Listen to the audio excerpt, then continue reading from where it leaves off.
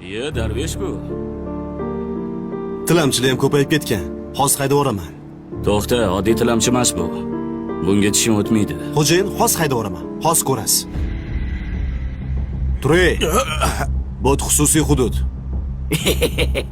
Men ketadigan joyda emas, o'zim uyimda o'tiribman, ko'chada. Sandakalar juda ko'pini ko'rganman. Tur. Men ham sizga o'xshaganlarni ko'pini ko'rganman. Siz faqat buyruq olasiz, lekin o'zingizni shaxsiy fikringizga ega emassiz. Menga qarang. Nima deyapsan? Tan oling. Odamlarni haydaysiz, lekin o'zligingizdan qochasiz. To'g'ri, sen hozir meni haydamoqchisan. Lekin o'zing qayerga ketayotganingni bilasanmi? Yo, uni ham xo'jayining hal qiladimi?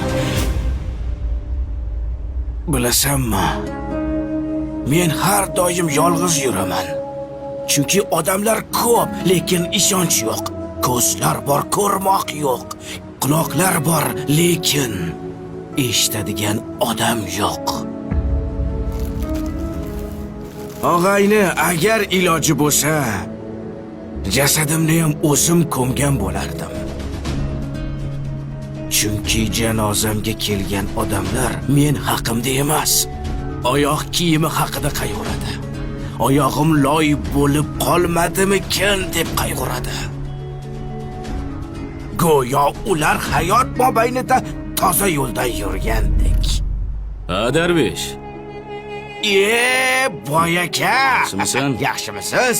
Ha, bu ishchi sizni xodimingizmi? Ha, men senga nima degandim? Bor, hujjatlarni mashinaga bor. Gaplarimdan xafa bo'lish yo'q. Uzr. Mayli. Menga ruxsat endi. To'xta. Labay. To'g'risini ayt. Nechta diploming bor? Buncha ko'p narsani qayerdan bilasan?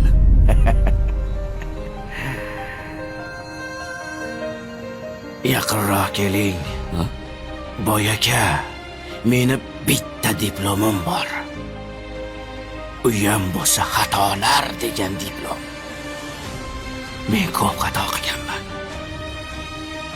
Biz kelib ketuvchi to'garak jahon, na boshi ma'lum, na so'nggi ayon.